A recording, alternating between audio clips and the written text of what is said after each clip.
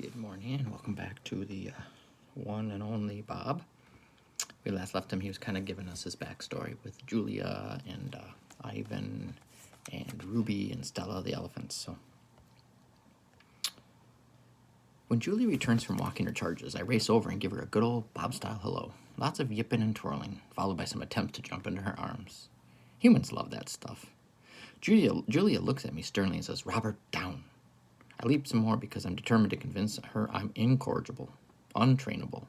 It's part of my charm, my bobliness. "Down," she says again. From her coat pocket, she pulls out her little metal clicker, along with some treats. I hate that clicker. It's meant to help train me, but it's like a cricket bully. Here's a theory. I do something right, Julia clicks, gives me a treat. The clicks tell me when I'm behaving, and the treats reinforce it. If that happens enough, before your very eyes, I'm supposed to transform into a good dog. Well, I ain't that easy. "Down, Bob," Julia tries again. I want a treat, but not enough to cave, so I opt for a play bow, a compromise. Julia sighs. "You are definitely a challenging student." To my annoyance, she puts the treats back in her pocket. I think Julia may be on to me. A while ago, Julia got it into her head that I needed to improve my manners. We went to a dog training class. I wasn't really into the whole sit and stay and do the tango stuff. The worst command of all, the truly inexcusable, only a human could come up with it order. Leave it. Leave it means walk on by, Bob. Sure, there's a piece of bacon just inches from your drooling pie hole, but do me a favor and just pretend it's not there, okay? Not okay. Where I come from, you never pass up a free meal. UFO drops to the carpet, it's mine, and I'll be chowing it down before you can say, "Where the heck is my meatball?" Within minutes, I was accused of being an undermotivated student, which is totally unfair. I am highly motivated. Just show me some cheese, please. Anyways, I may or may not have been a little unruly. Class clown stuff. Tail spinning, a little random peeing, some zoomies just for show. "Class, you see that crazy dashing around he's doing?" said the teacher, pointing at me with an accusing finger. "We call that a frap. Frantic random activity period." She pulled Julia aside. "He's a smart dog," she said, "but he's messing with you." Which was true, but I hated getting caught in the act. I thought it was more subtle. "Bob needs to know who's boss," said the teacher. "He needs to see you as a pack leader. Give him some time. I see this a lot with former strays. Takes them a while to trust people. Like forever in my case." As we left the class early, I yelled, "So long, suckers," to my classmates. Couldn't help rubbing it in just a little. I suppose the real reason for the training stuff isn't my bad manners, although they leave a little bit to be desired. It's my car thing. I've always had a hang-up about cars and trucks. Also riding lawnmowers. Go-karts, anything with four wheels, an engine, and a driver. Don't like them. Don't want to ride in them. Don't want anything to do with them. Those co-pilot dogs with their heads hanging out the window flying their drool flags? Pfft, boneheads. First of all, it ain't safe. And second of all, bad stuff can happen after you climb into a car. Take it from me. When Julie and George and Sarah realized I have transportation issues, they try to lure me into the back seat of the car with treats. But you'd be surprised how stubborn I can be. I yelped so loud the neighbors came running out to see what was happening to the poor little doggy. Score 1 point for the poor little doggy. That's when they started clicker training me. "Click, here's a treat. Come closer to the car, Bob. Click, here's a treat. Watch while I open the door, Bob. Click, here's a treat. Come right up to the seat, Bob. Click, here's a treat. Come on in, Bob. Bob? Bob! Where are you, Bob?" Yeah, it was a lot like that. Still haven't been in a car, or a truck, or a tractor, for that matter. When I have to go to the Rhymes with Pet Threat, Julie and her parents walk me there. They say elephants have long memories. Well, so do dogs. It's not like I'm afraid. I'm just exercising my options. "Are you ready to head over to the park?" George asks as he passes through the living room. He's carrying 2 flashlights and a roll of masking tape. "Yep," Julia says, and I do a head tilt to show I'm intrigued by the conversation. The place where Ivan and Ruby live is called Wild World Zoological Park and Sanctuary, but everybody just calls it the park. George works at the park as head groundskeeper, which means I've got some sway. and everyone who's employed there loves Julia. "Give me a minute, I just need to grab my coat," says George. "Straight home after that, though, Julia," says Sarah, "just in case the weather gets worse. One minute the weatherman's saying we're going to have a little shower, next minute it's a storm of the century." Julia scratches my head. "I thought Hurricane Gus wasn't coming till tomorrow." "Sometimes they change course," said Sarah. "They can be unpredictable." "You know," George says with a wink, "in the old days you only named hurricanes after women." Julia groans. "That is so sexist." "It's not just the wind that I'm worried about on this one," George says. "It's the storm surge that could be a problem. Flooding." Julia tries to make me wear her mom's latest creation, a knitted dog sweater with security written on it, which I suppose is an ironic reference to my petite size. I politely decline. "All right, you win," Julia sighs. "Ready for your walk, Bob?" At the mention of the word walk, I go crazy mutt, so it's clear I'm on board with the idea. Humans love it when we get silly. I think they're so weighted down by people problems that sometimes they need to be reminded what happy looks like. Julia attaches my string. I try for a little tug of war, but she refuses to buy it. "Let's go see Ivan and Ruby," she says. Just hearing those names sends my tail into full wag. I've never met a dog who didn't get a big old grin on his kisser when Walk slipped into a conversation. Dogs understand more than you might think. The Nature Channel says we're about as smart as the average human toddler. 2-year-olds, my fuzzy rump. We're a million times brainier than some babbling rugrat. There was a dog on that Man's Best Friend show who supposedly understood like 1,000 human words. Border Collie, I think. Those guys need to switch to decaf. The narrator was gushing about this wonder dog, and I'm like, well, duh, Brainiac. Of course we understand people. Not everything, mind you, and some of us are more attentive than others. Depends a lot on just how interesting your humans happen to be. Certain words really cause our ears to perk up. The classics like treat, walk, frisbee, bacon. And don't forget the swear words. Vet, bath, fireworks, vacuum cleaner. We always hear those. Julie and I wait by the front door while George says goodbye to Sarah. I think maybe the hardest thing for me about being domesticated, a pet if you insist, is that I can't control my own schedule. If I had my way, I'd hang out with Ivan and Ruby all day, every day. Unfortunately, humans love their clocks. Dogs, we use the sky to tell time, like any sensible creature. Sky says it's dawn, time to eat. It's noon, time to eat. It's afternoon, time to eat.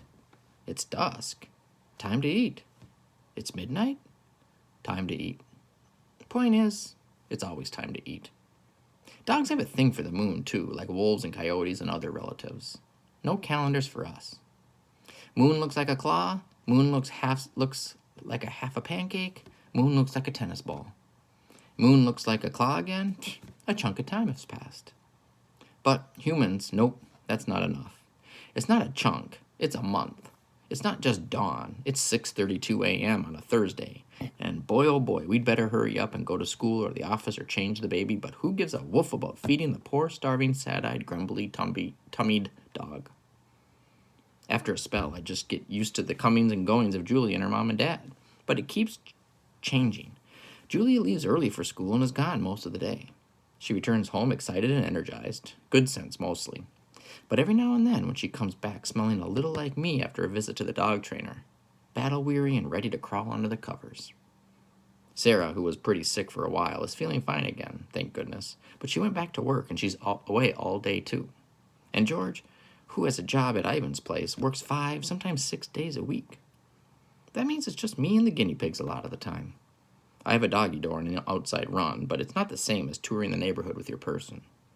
Peeing without a potential audience is like talking to yourself. Sometimes I'm the teeniest bit jealous of Ivan and Ruby. They've always have someone around. Which is crazy, I know. I'm free and they're not, but there it is. Told you I'm not a saint.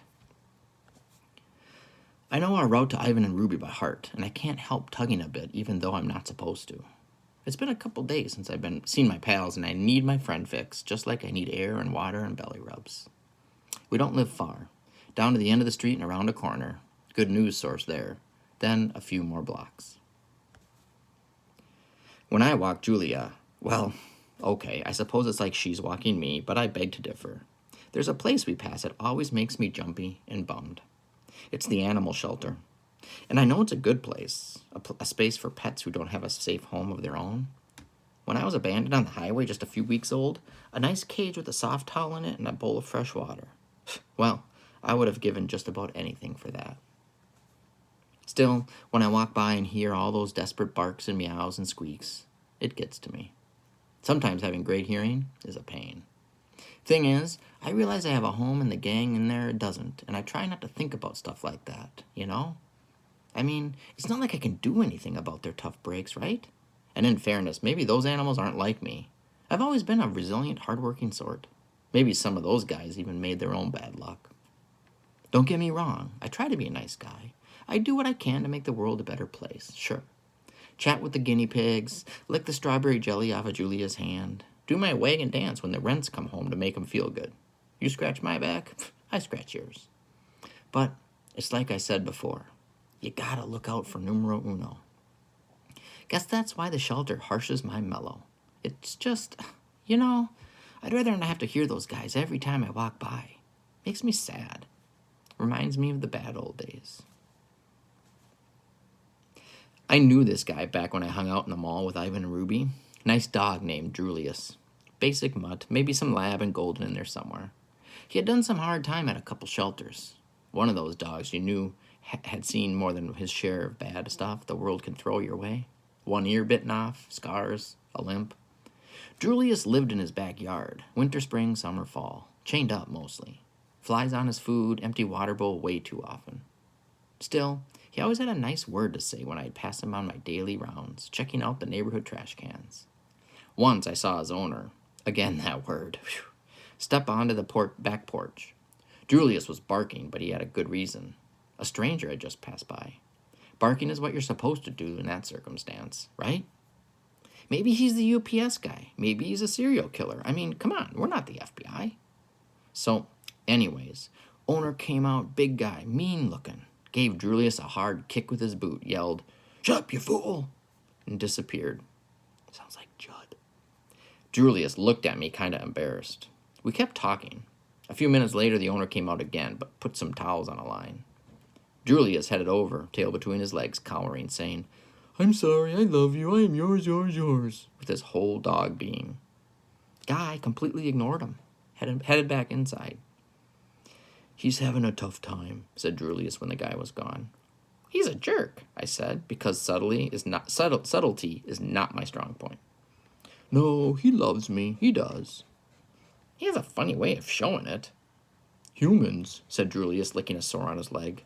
"You know how they can be." Do I ever? "But we gotta stay true. Love 'em, forgive 'em." I thought about that. Thought about that a lot. "Why, though?" I finally asked. "Why do we have to forgive them?" Julius looked shocked and confused, as if I had just asked why cheese tastes good. It just does. "That's the way it is," he said. "That's the way we do, Bob." I started to reply, but I managed to hold my tongue, which is not easy for me. It's a very long tongue with a mind of its own. There was no point in making Julius feel worse than he already did. Later that morning, I found half a turkey sandwich. Gave the whole thing to him. Well, okay, I had a taste first, but still. It seems like forgiving humans is one of those doggy things we're all supposed to do. Like having zoomies or doing bed boogies. It's written into our canine souls. Well, somehow I didn't get the memo. The one that apparently went out to every other dog on the planet about forgiveness. Why should I forgive the humans who tossed me and my siblings out into the night? When you forgive, you lose your anger, and when you lose your anger, you get weak. And when you're weak, you can get hurt all over again. By the time we reach the park, the sky is definitely in a bad mood. Gray clouds galloping like panicked horses. The nervous scent of rain on the way, the kind that makes you antsy in your own skin. When we get near the employee entrance, I hop into Julia's backpack, like always. We enter through the special gate where George shows his ID, checks in, and says hi to the staff. Pet dogs aren't allowed in the park. Naturally. Foxes, wolves, jackals, my dog cousins, they are. But in my opinion, even though they're technically part of my extended family, they're nothing like dogs. Only dogs have perfected the art of human watching. The smartest thing we've ever did was figure out how important the human gaze is. So often we follow our owner's eyes. We're rewarded with something amazing. A smelly sock, a glazed donut. A glazed donut that's fallen out of a smelly sock. We follow every blink, every sidelong glance. We see it, whatever it is, before humans do. We understand before they do. And if there's a glazed donut involved, we eat it before they do. I have a funny story about a donut with my son. Remind me and I'll tell you. All right, that's it for now. I'm going to stop there. All right, have a good day.